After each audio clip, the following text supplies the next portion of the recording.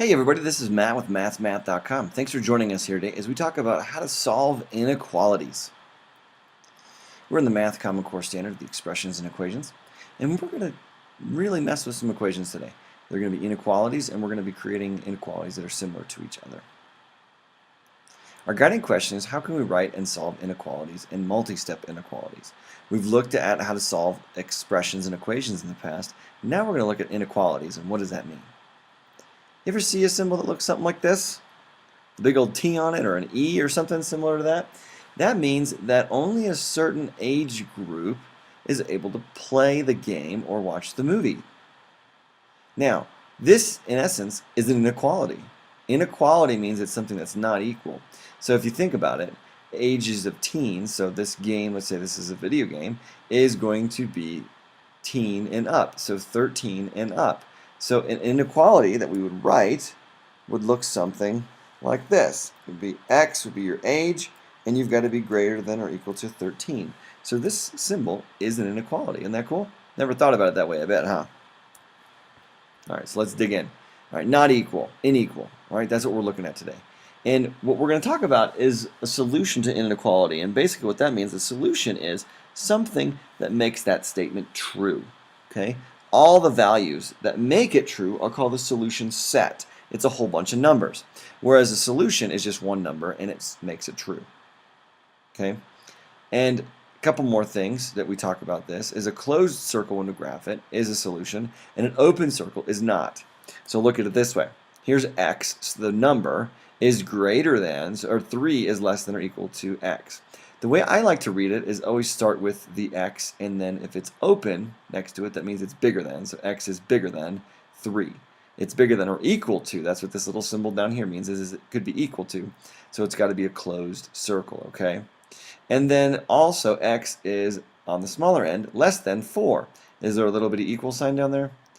There's not, so you do an open circle. If you think about it, this circle is filled in because it can be that number. This circle is empty because it can't be that number, okay? Might just have to memorize that if that's difficult for you. So let's talk about whether these are solutions or not. My first graph, okay? Is 1 a solution on this guy? Yeah, because it's solid. Is 1 a solution here? Well, no, because it's hollow at 1. And so it can't be a solution there, okay? And the reason why we do that is because if we just put the line there, we wouldn't really know. It wouldn't be a good way to note it. Now, -1. Is -1 a solution? No, it's not. What about here? Nope. What about 2? Somewhere right here. 2? Yep. And yep. All right. Let's talk about graphing inequalities. Let's think about graphing this. Now, we want to graph P is less than or equal to 4.5. So what I like to do is I just come in, put a number line, and put a slash at 4.5, and then we deal with what we're going to do. Now, just like before, we're going to have circles, and it's going to be either open or closed. And the easy way to do it is if it's got the line underneath it, it's going to be a closed circle. So you're going to put a closed circle there on 4.5. And then the other trick here is if the variable's on the left side, see this as like an arrowhead. Right? Imagine that's an arrowhead, and bam, it's pointing to the left, which means I shade to the left. Shade to the left right there. And I put my closed circle. Does that make sense? All right, it would look something nice like this. Remember, it can be 4.5, so you put a closed circle, and it's less than 4.5, so you shade to the left.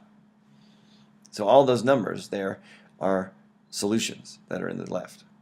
Now this one, all right, let's put a open or closed circle. Well, there's no line underneath, so it's going to be open at -8.3. Is it here or here? There or there? It's to the left because we're going down, so the -8.3. So you put an open circle there, and then remember, if the variable is on the left side, see this is an arrow. Which way is that arrow pointing? It's pointing to the right. So we're going to shade with my open circle. And we're going to shade to the right. Something as simple as this guy. Okay? Getting the hang of it?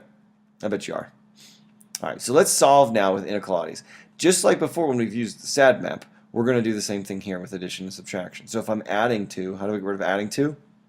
I subtract 2. No big deal. Subtract 2 from both sides. X is now greater than negative 5.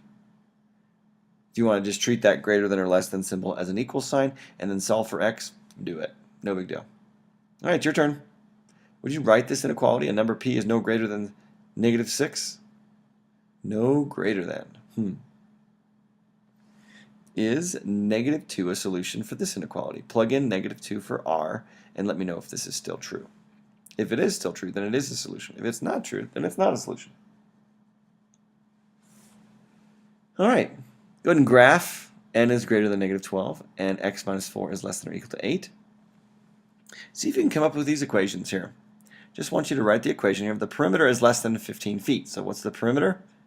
X there, 5 and 5. Add those together. It's got to be less than 15. This one's a little trickier. The height is greater than the base. Well, x plus 4 times 9 times a half. Here are your answers. Should look something like this.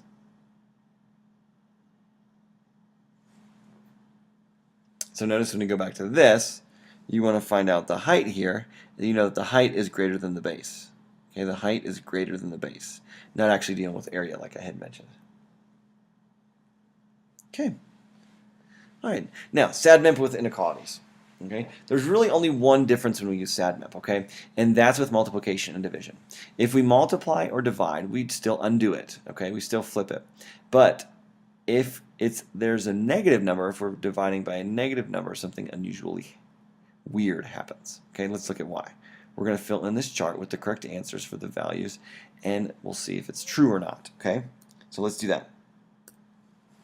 All right, so first of all, I'm going to start with negative 1. What's negative 1 times 3? Negative 3. 0 times 3? 0. 1 times 3? 3. 6. 9. You get the idea. 12. 15. Now what we're going to do is we're going to come back here. And now we plug in this. 3x was on the left. Is negative 3 less than or equal to 6? Well, yes. What about 0? Yes. What about 3? Is 3 less than or equal to 6? Yep. What about 6? Is 6 less than or equal to 6? Yes. No, for the 9, for the 12, and 15, okay? So there's the idea there. Make sure you copy those down. Remember what happens, okay? So it becomes, when we have a negative there, negative 1 is less than, when it's a solution, it's a solution for this guy. Whereas 3 is not a solution, because when we plug 3 in, 3 becomes 9. 9 is not less than or equal to 6, all right? So this is what you should have got. All right, now let's do it with these guys. Ready? Negative 5 times negative 2. Negative 5 times negative 2 is positive 10. Negative 4 times negative 2 is 8. Negative 3 times negative 2, 6, 4, 2, 0, negative 2, right? You're going down by 2 every time. That's all I did. Down by 2, down by 2, down by 2. All right, now what we're going to do is we're going to take this number. Is that number greater than 4? Yeah, it is. What about 8? Is 8 greater than 4? Yeah. 6? Yep. 4? No. 4 is not greater than 4. 4 is equal to 4. So no. I get this one. No. And no. So now notice what happens.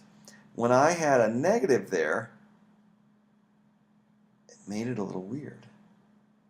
A negative times a negative flips it around. It's the opposite of what you would expect. 10 is greater than 4, because when you plug in negative 5 times negative 2 is 10, so 10 is greater than 4. Okay? A little bit opposite of what you do. Here we go. So, what's the difference between the two inequalities? When you're dividing by a negative number, multiplying by a negative number, you flip the inequality around, okay? You flip it. So on this left side, it's positive 3. So we divide by 3. 6 divided by 3. Then we're going to graph it. It's going to look something like this. X is less than or equal to 2. Okay? Whereas this guy, on the right, you're dividing by negative 2 to get rid of the multiply by positive 2 there. And bam, that's it. Okay? All right, it should look something like this.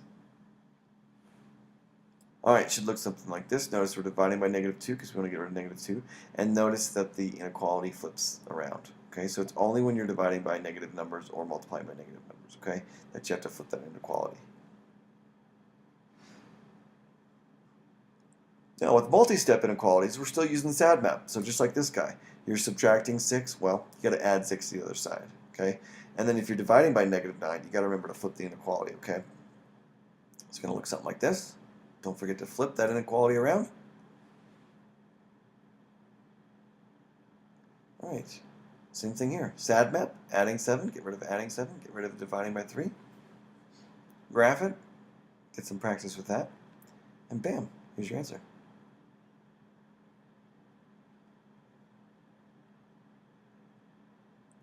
All right, for what values of x will the area of the shaded region be greater than 12 square inches? Just the shaded region. Think about it. Well, what's the area of the inside? It's going to be x times 1, so the inside is x, and then the orange side on the outside is 15. So what we do is we write 15 minus x, and it has to, we're saying that it can be greater than 12 square inches. So this has to be greater than 12. Well, solve for x. What do you get? Well, notice that, let's do this. We're going to be subtracting 15, subtracting 15. We're going to get that negative x. Now remember to keep that negative because we got rid of the 15. That minus is still there. Greater than the negative 3. And then to get rid of a negative in front of it, you got to divide by negative 1. Divide by negative 1. And we get that x is less than 3 is what your answer will have to be. Okay? If you think about it, if it was greater than 3, that wouldn't work because it would go like way bigger than that rectangle on the outside. Okay, so it's got to be less than 3.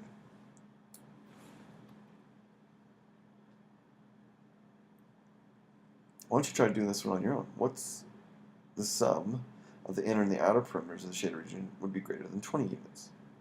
See if you can figure that one out. Right. For what values of W will the area of the shaded region be greater than or equal to 36 square inches? Now we're going to be finding the volume or the area of that rectangle and the area of that triangle inside. We're going to subtract the two, and it's got to be greater than or equal to 36. Let's try this one too. Kind of get the hang of it, huh?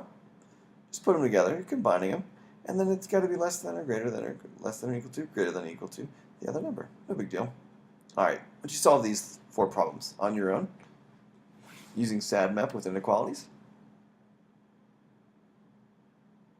All right, how you doing? Remember,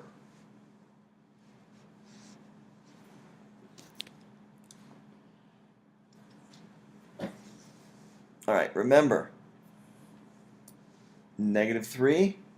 When you divide by negative 3, you got to flip that inequality around, okay? Make it go the other way. Same thing here. You're dividing by negative 3, so you're going to end up multiplying by negative 3. Flip that inequality around. Now, trick here, adding 3, well, you subtract 3. But when you're dividing by 2, to get rid of it, you multiply by 2, there's a negative number on the other side. Now, you don't flip the inequality when you multiply the number by a negative number on the other side. It's only when that number that you're dividing by or multiplying is negative, okay? Here are your hints and your answers.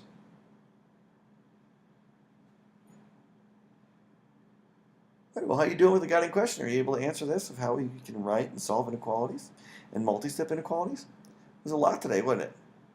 But not too difficult. Go back if you need more help. Thanks for joining us as we checked out solving inequalities. This is Matt with mathsmath.com. Check us out on Facebook at Solving Maths Problems or on Twitter at MathsMath, and enjoy math.